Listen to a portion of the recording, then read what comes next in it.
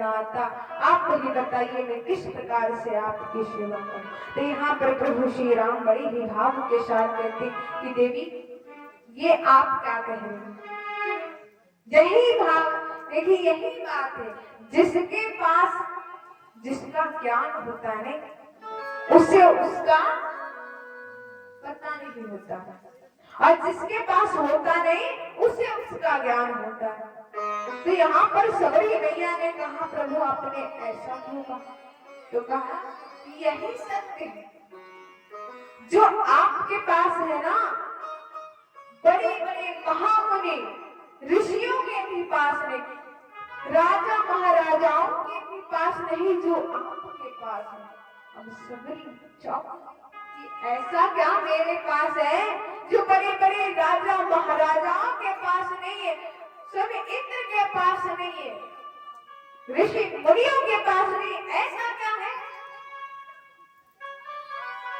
प्रभु श्री राम से पूछती तो प्रभु श्री राम कहते हैं कि देवी आपके पास बहुत ही मूल्यवान चीज है, वो है क्या, नवधा भक्ति।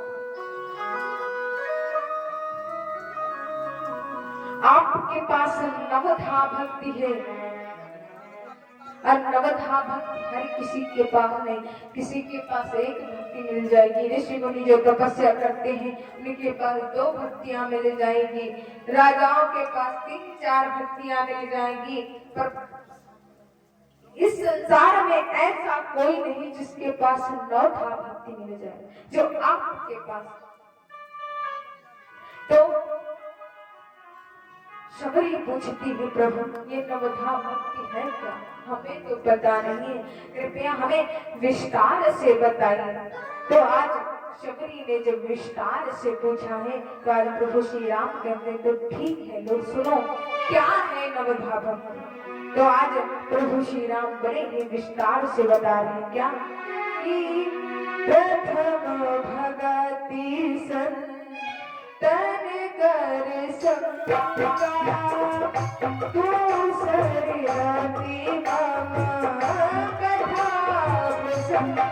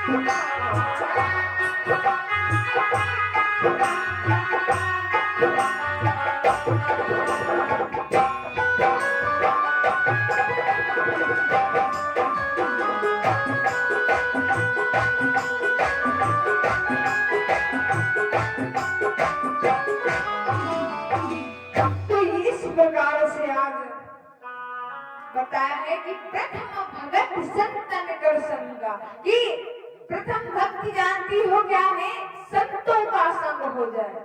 जो आपने बड़ी ही अच्छे प्रकार से संतों का संग किया, स्वयं मतंग ऋषि जैसे संत का आपने संग किया है, तो यह प्रथम भक्ति आपके अंदर है। और दूसरी रति मम कथा प्रसंगा, दूसरी कथा भगवान की कथा में प्रेम हो जाए, जो अभी आप लोग कर रहे हैं। जो भगवान की कथा को सुनना भी ये दूसरी भक्ति है। और तीसरी भक्ति बताई है कि गुरु पद पंकज सेवा, तीसरी भक्ति अमान, चौथी भक्ति मम गुण गण, करई कपट तजीरा। गुरुपद पंकज सेवा तीसरी भक्ति अमान, यानी जो हमारा गुरु है मान रहित उसकी सेवा करनी चाहिए। ये नहीं शिक्षा पूर्ण हो गई गुरु गए साइड, गुरु को किनारे हटा दिया, शिक्षा पूर्ण हुई तो ना तो आप हमारे गुरु रहे ना हम आपके शिष्य। ऐसा नहीं, हमने जिससे शिक्षा प्राप्त की है वो अगर कहीं भी मिलता है उसका सम्मान करना चाहिए। ये क्या है? तीसरी भक्ति है। और चौथी भक्ति का मुकुंदन करें कपट तजीगा।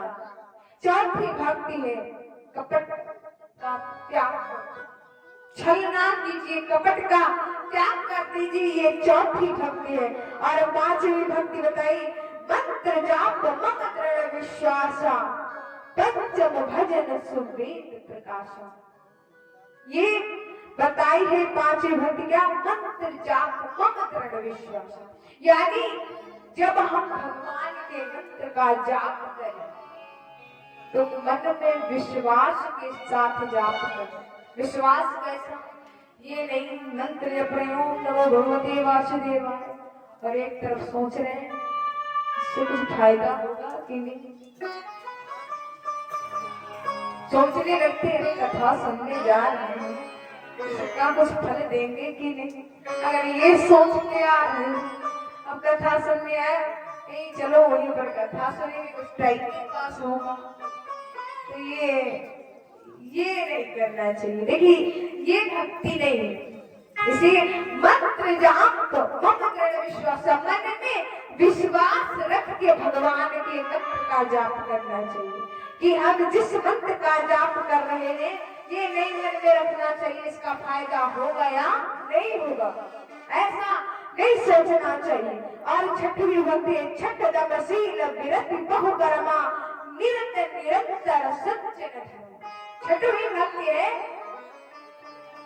कि धर्म के रास्ते पर चलिए, सज्जन व्यक्ति की तरह रहिए। अपने से जो अगर छोटा आपको मिलता है तो उससे प्यार कीजिए, अगर आपको कोई बड़ा आपसे बड़ा है तो उसका सम्मान कीजिए, सज्जन व्यक्ति की तरह रहिए।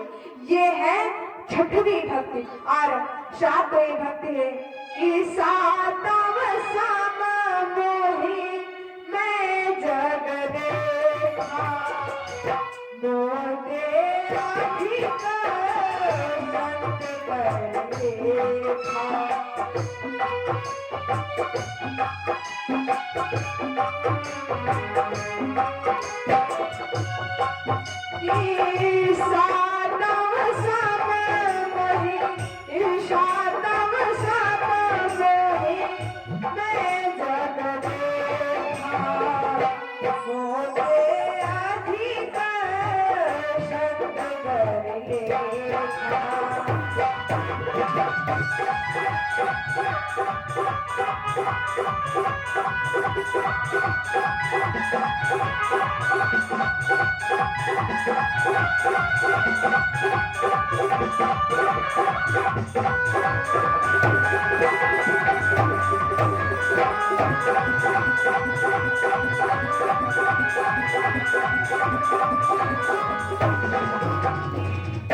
तो क्या बताया है सातवीं भक्ति क्या है कि शांतम सब मोहि मैं जग देखा, मोते अधिक संत कर लेखा।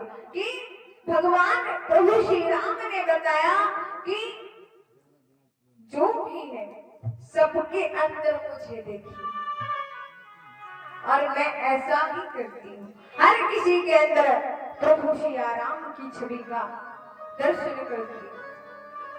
तो कि प्रभु ने बताया कि हर किसी के अंदर मुझे देखिए, सबका सम्मान कीजिए, पर मोते अधिक संत कर लेखा, पर मुझसे भी अधिक जानते हो किसका सम्मान कीजिए? संत का।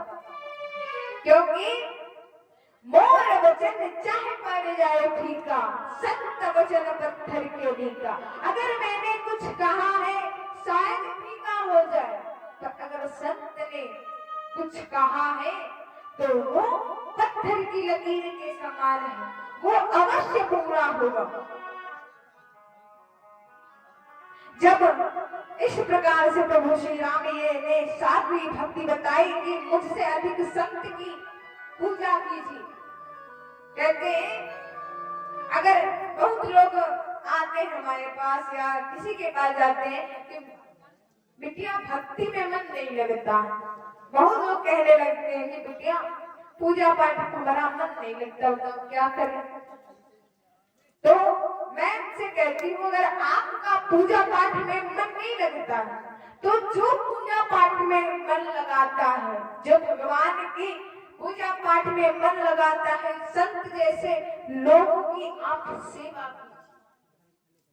आपको कहीं भी संत मिले, आप उसकी सेवा कर लीजिए, पूजा पाठ का पूरा फल उनकी सेवा में आपको मिल जाएगा। आपसे भक्ति नहीं हो रही, नहीं कीजिए, केवल संत की सेवा कर लीजिए, उसी में आपका कल्याण है। ये है 7वीं भक्ति। 8वीं भक्ति, 8 जथा लाभ संतोषा, सपने नहीं देखे परदोषा।